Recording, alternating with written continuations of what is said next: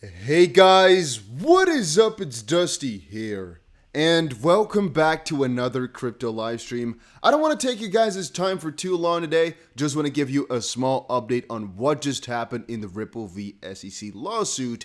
We got quite a lot of updates last night. And I actually was just recording a new video where I give you guys the rundown of all the updates, but since I was going to publish that video in a couple of hours from now, I was like, you know what? Let me do a quick live stream to go through everything that's happened, and then the video that's coming out later, you guys can just watch if you didn't understand or you want it in a more slow fashion, or if you're watching this in hindsight and you don't want to watch a long live stream, you can actually watch that back as well. So there's three things which just came out, right? A letter reply, a selected parties letter reply, and a letter addressed to judge. So 3 letters. First letter, very simple. It is basically Ripple saying, as a response to an earlier thing mentioned by the SEC, we don't think that whatever you put up makes any sense or has any real purpose. All right, let's do 2 steps back. The SEC, I believe on the 7th of October, put up a request to not a request. They basically put up a new letter, I believe from the Second Circuit, because a new case was just settled or something like that, where they basically used some new evidence to claim that the motion to dismiss from Brad Garlinghouse and Chris Larson really weren't that necessary or that good because of some new bases. Ripple just replied saying, well, screw you, it's not important. Same thing as Jeremy Hogan said. That's not that important though, guys. This entire thing, I don't want to spend too much time on it because nobody cares. This is where the magic is happening, and this is where it gets interesting. So, of course, I just read the entire letter, and I'm giving you guys the rundown. If we read this and the 3 topics, you guys already know exactly what it is about. So, guys, make sure you press that like button. And also, guys, check out the Bybit competition. 50,000 XP on the line. I am telling you, check it out. A link is down below. You guys are going to enjoy it. And let's get crack-a-lacking. And by the way, as I've said before, the first time that a video or a live stream or whatever hits like 2,222 likes in a day, I'm giving away $250. And I think we might keep that going for a little while. You know, some crazy giveaways every couple of days maybe. As long as you guys keep pressing that like button, I'll be blessing people as well for fun. Okay. So, dear Judge Netburn, defendant's response to the SEC's request for a protective order as the defendant's 30,000 request for admission is misleading in several respects. Again, guys, this is the SEC stating this. First, the fact that a case is complex, significant, or well publicized does not permit a party to burden its opponent with a crushing number of RFAs that is abusive, unreasonable, and oppressive. Second, many of the RFAs are disputed, irrelevant, or otherwise objectionable, and therefore are unlikely to result in any useful admissions. Third, defendants recently served the SEC with expert reports that address the same issues as their 5th and 6th set of RFAs, rendering those RFAs as cumulative and duplicative. For these reasons and those in the SEC's opening letter, the court should grant the SEC's protective order as to defendants' 30,000 RFAs. So, the rundown here is Ripple put up about 30,000 little questions for the SEC to answer, mostly about what the case is about. So I would like to put it as, hey, we're being sued by you, and you're claiming that we did something wrong in our contracts. Here's a set of questions about exactly what you're alleging, so we can understand exactly what you think we did wrong and what we have to defend ourselves for. Because obviously we're transitioning into the newer phase of, of summary judgment, but it's not yet there. You have to kind of get a good glimpse of what you got to do in summary judgment. You got to have a good understanding of what the case is built upon and what the other party is alleging. Don't get this wrong, by the way, guys. The SEC has also put up a ton of requests for Ripple throughout the last couple of months, so it's not as if this is like a one-sided thing. However, in this case, because the SEC is alleging things, they are the ones who have to prove that what they're alleging has any substance whatsoever. Now, they're trying to disprove this with a couple of reasons. However, let me quickly answer a couple of you guys' questions. So I'm seeing, hello, you smexy bastard. What's up? What's up, Mikhail? Hey guys, where y'all watching from if you're watching this right now? Awesome, live again. Yes, we do. Never been this early? Good to hear, I guess. That's the first for everything. Somebody says, it's Jera, says, bro, patience, yeah, patience is difficult, man. It's kind of funny. I'll talk about patience in just a second. And somebody asked, Dusty, are you on Instagram?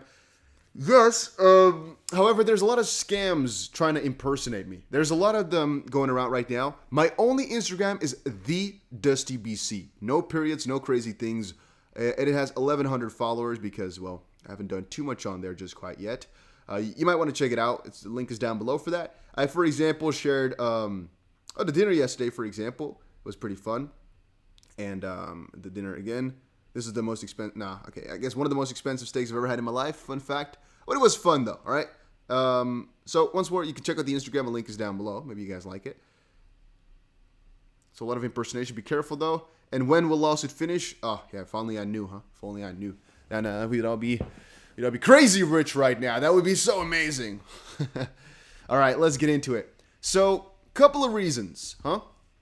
Rule 36. Does not authorize the use of excessive and burdensome RFAs, even in complex cases.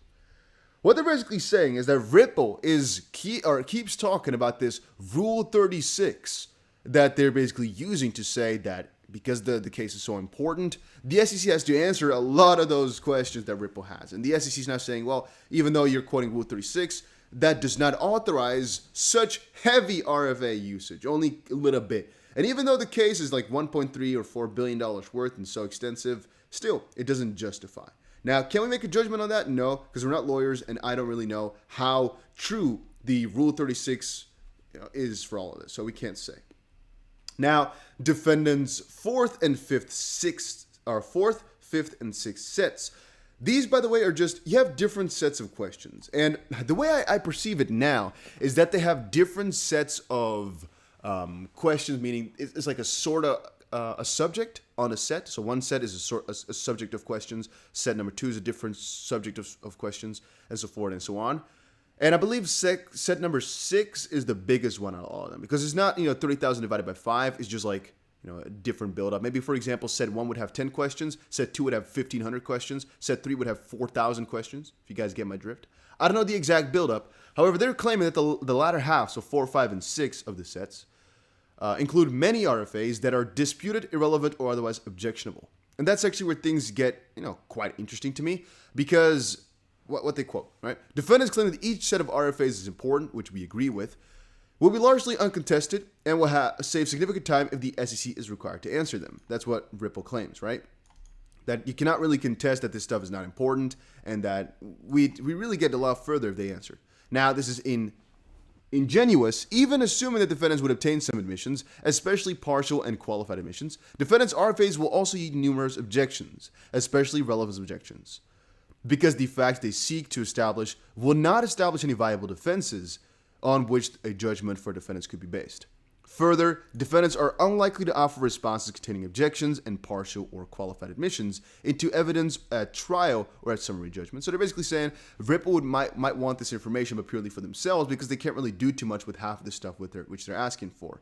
Again, we cannot really say too much about all of this because we don't know all the questions, but it's an interesting little thing to kind of think about, that the SEC is claiming all that. And they claim a couple of more things, but you guys get the drift, right, as to what they're saying. One fun thing I read was somewhere at the bottom of this one. Let's quickly see here. The fifth set of 309 RFAs relates to... Oh, yeah. So actually here you can see the buildup as well. Fourth set is 776. Fifth set is 309. And then the sixth set is 28,000. So, yeah, you can understand why they don't want the sixth set to be questioned. If there's 28,000 questions all of a sudden. Here, I believe they said something really interesting, though. I believe this entire argument was interesting. However, I want to kind of summarize it because otherwise it take too long. You know what? Let's just quickly read this. It's one page. Specifically, defendant's fourth set of 776 RFAs addresses a wide range of disparate topics related to defendant's fair notice defense, including the SEC's internal guidance and restrictions on employee trading, the public statements and activities of the CFTC, and the financial FinCEN. Public statements and blog posts by industry participants, and industry participants' purported reliance on the SEC's actions and history of XRP. And obviously, guys, we understand why this is important because we want to know exactly what all parties were thinking to get to the conclusion that Ripple basically should have had fair notice. And if they had fair notice, why didn't they? Or if they knew, why didn't they tell Ripple? All that stuff can be helpful for fair notice. I understand. Many of these RFAs, including on public statements, the SEC did not make and actions the SEC did not take, are irrelevant, disputed, or address events the SEC cannot admit because it lacks any direct knowledge. And this is, again, just kind of a hidey-hidey-hole type of strategy, if you ask me.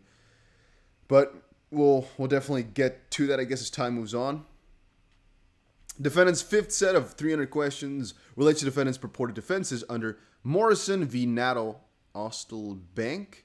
Defendants requested that for each of 34 digital asset trading platforms, the SEC admit that it is not asserting several factual and legal propositions, that the platform is not located in the U.S., that it is not registered, and that it has not been subject to any regulatory action.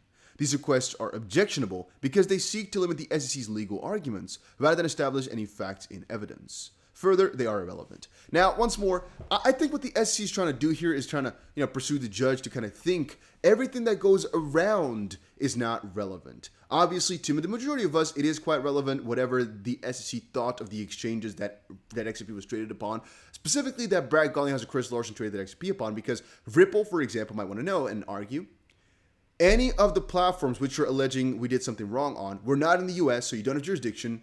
Do you claim that you're going to pursue any action against them, or have you ever done that and all that stuff? I can understand very much so why that is relevant, guys.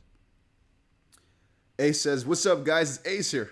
What's up, guys? Hey, guys. When I meet people now, what they mostly do is they press on my video live in front of me and they go watch it for a little second. And always it starts with, "Hey, guys, what is up? It's Dusty here." And, the amount of times I've seen it now, I've gotten less awkward to it. I'm like, you know what? It's part of the process now. It's like, I've gotten used to it. But at the start, if somebody put in the comment section, "Hey guys, what's up, it's Dusty here," I would always feel some type of way. I'd be like, why are you doing that? But now it's like, it's the usual. People have done it so many times now. It's funny. And when I met a couple of the people as well, a couple of you guys, and the first thing I heard was, "Hey guys, what is up?" Yeah, it's funny. By the way, if you're enjoying the stream or you're just chilling and want to help out, make sure you press that like button. Helps the channel grow, helps everybody out. Why not? And also, you might want to subscribe if you're enjoying this news, whatever you guys want. All right. So, in the sixth set, I'm, by the way, going to meet up with a couple of crypto YouTubers in about an hour or so. They said, let's meet up right now. I have no idea where this is supposed to be. But I'm going to see. I'm also going to see Crypto Rover and a couple other peeps. It's going to be cool. That's going to be fun. All right. So let's see number 6 here. This relates to the issue of whether defendants' sales of XRP constitute as investment contracts under the SEC v. Howey. Defendants insist that the SEC must answer them all unless it makes unqualified admissions to its first 13 requests, asking the SEC to admit that no XRP contract includes any provision regarding certain actions, promises, efforts, or obligations by Ripple, as noted in the KCR, County Los Angeles. Requiring a party to admit that documents contain or omit various terms is improper, since the documents speak for themselves. Even if All right. Well, the way I see it right now is the SEC doesn't want to answer any questions regarding Ripple's contracts, and they're going to try their best to the best, because obviously, if the SEC writes anything down about the contracts, basically, Ripple can always use this to their best advantage. Because think about it from this perspective, guys. Think about it from my perspective. It's like, if I were to get right now, if I were the SEC and I didn't read the contracts, and right now I'm already feeling the pressure. If Ripple all of a sudden started asking me 30,000 questions about the contracts, I'm like, ooh, okay, I'm in a little bit of a predicament. I have to do a lot of research, but also I have to really then get the ground of my lawsuit in properly. Because right now, the SEC would have to fully know and fully divulge whatever, into what exactly it is they're alleging. They can't all of a sudden later on switch anymore with what exactly they thought the lawsuit was about or anything like that, because they've fully gone for one thing. If they answer all the contractual questions, the basis for the lawsuit is set in stone. And the SEC might not want to do that, hence try to hide some stuff. At least that's my thought process. They don't want to answer anything right now, and they're doing that deliberately to make sure that they don't lock themselves into one thing. I don't think the SEC is going to win this one, if you honestly ask me. I think they tried, but they're not going to, win and go through with this. It just doesn't sound logical to me, guys. It just doesn't sound logical for the judge to just be like, you know what, SEC, you're right in this one. I can't. No, would not be logical, guys. Would not be logical at all. Defendants' fifth and sixth sets of RFAs are improper now that defendants have two experts proposing to address the same issues. What the SEC is saying here is that right now is the expert discovery phase, right? And there's basically, until November 12th, they're basically going to consult experts on different matters. And right now, it's again a battle basically between the SEC and Ripple about what experts say about what. However, experts right now are claiming something about these contracts and partial other things. And the SEC is trying to say, well, since experts are talking about the same thing, addressing the same thing, and questioning about the same thing, then why do we need to answer it twice? You know, I get where the SEC is coming from. Then again, I also get where the judge might say, well, it's different things. So that's just to be seen. However, I think the SEC will have to give over a ton of freaking answers to Ripple once the judge makes her decision. It's a nice attempt, but I don't think hiding from the court is too juicy, because obviously the court also wanted the SEC to send over for an in-camera review. I think the judge also might want to know some of this stuff. You know, I think the judge is like, let's quickly get it. Let's get crack-a-like and let's get this to see the basis. By the way, a couple of you guys were asking about my trade. Yes, guys, the trade is still going on. I'm still in an XRP long position, and I still believe that right now is a crazy spot to open it up. Just gonna be completely honest with you. And the experts is XP Security. You mean that they asked that? That would be funny. Nah, but the SEC and Ripple both have experts on their side. And I guess one of the experts that the judge has right now, kind of feels like, is John Deaton. That's kind of how it feels like to me, because he became a friend of the court, right? I kind of feel as if he's also one of these experts in the same sense. Huh? I'm still in my XP trade. I actually am buying a freaking ton of altcoins right now as well. I also opened a position on ADA, but with ADA, I'm a little bit critical. Oh, data error. I don't know what that is supposed to be.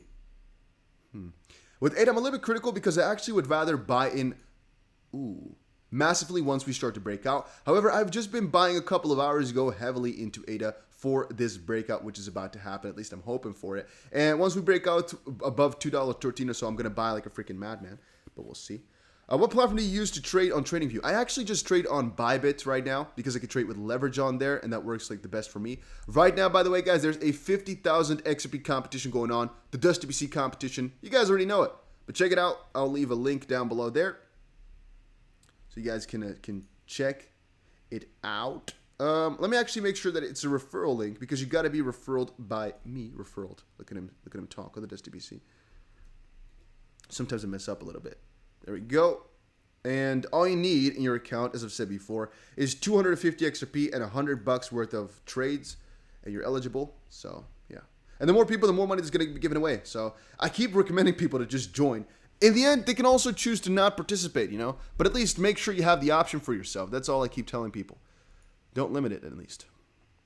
We got a couple other things. So I'm buying a lot of cryptos right now. On the Bitcoin pair, I think it's actually most scary because, you know, it could have been this little top being made at 58,000. I've fallen back down for a little bit to retest, for example, 50 before coming back up. Then again, I think this retest that we had before already shows, no, there's so much demand for Bitcoin right now. Most people are on the same idea that I am right now, that Bitcoin broke out and is going to go bullish. And I've been telling you guys like mad, right? Ever since we got here, I made a trade with you guys live on video, and I was telling you guys, I think we're going to go up from here and up and up and up and up and up. I still think so to the freaking day.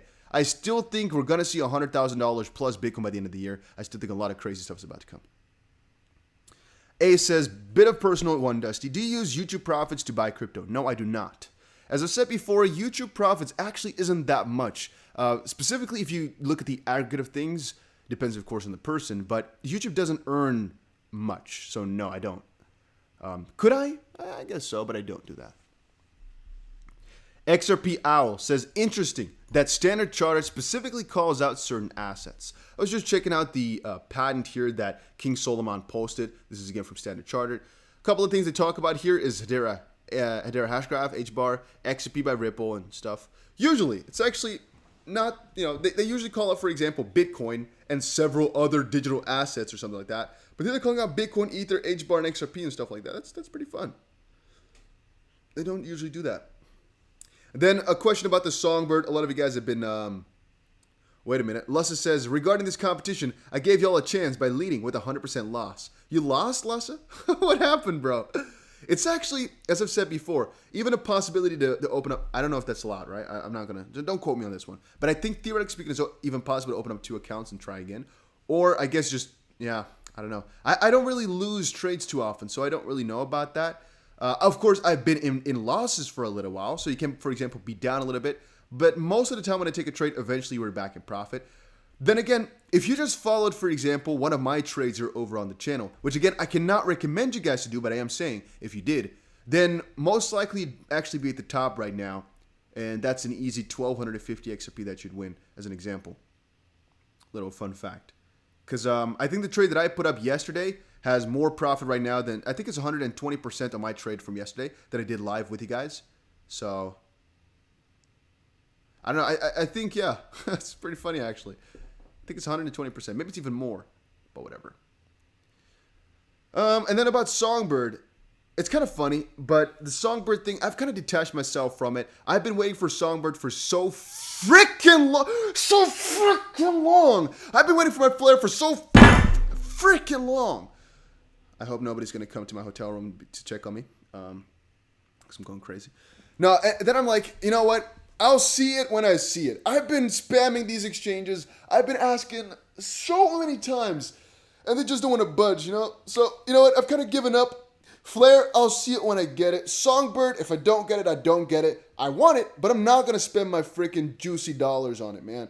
I want to get it for free like all the other peeps. I'm not going to spend money on something that everybody gets for free, right? Come on, I can't be doing that. I'm just waiting. I'm waiting. Because I'm pretty bullish on it, but I just don't feel comfortable buying it, if you guys get my drift. But it's cumbersome, man, this weight on the shoulders. Also because I want to show you guys how it all works. But I don't have any coins. Yeah. And then, by the way, the first guy to receive Bitcoin spent his final Bitcoins freezing his body. Little fun fact. People now are even saying that the Bitcoin founder is now gone because some of the people claim that it was Hal Finney. But little fun fact, I didn't even know. He spent some of his last money to freeze his body. Little fun fact. Why did I come up with this? Well, because I just saw the news article today, 13th of October. I was like, hey, let me quickly give you guys that news. And from Forbes, I just saw this. Binance drops Chinese yuan as Beijing's crypto crackdown intensifies. Remember, guys, I've been sharing it for a little while. China and crypto, scary thing. Three things. One, the Tether situation. Tether, a lot of backings over in China, people are alleging, specifically with Evergrande. So if something happens there, that might be scary. Second, of course, China's crackdown on crypto might become more and more annoying for the Western world because a lot of Chinese volume is going to quit. A lot of centrality is going to happen in the US, which might be bad. And third, of course, if China, the market crashes, the entire world is going to crash in terms of market, as you guys can obviously tell already. So that would also not be too nice.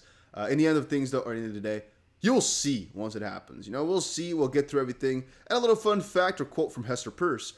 I'm happy my colleague, Commissioner Crenshaw, thought about the safe harbor, but I'd be happier if she thought about it differently, as a way to achieve valid investor protection goals without inhibiting the development of user-controlled networks. Little fun fact, the way it's going right now, Hester is really a freaking beast. She understands, one of the commissioners, that it's about protecting the investors, not about protecting your integrity as the SEC, which is just, making money and winning cases. I think ultimately, though, we'll get through everything. It's just part of the process. It's difficult, but it's just part of the process.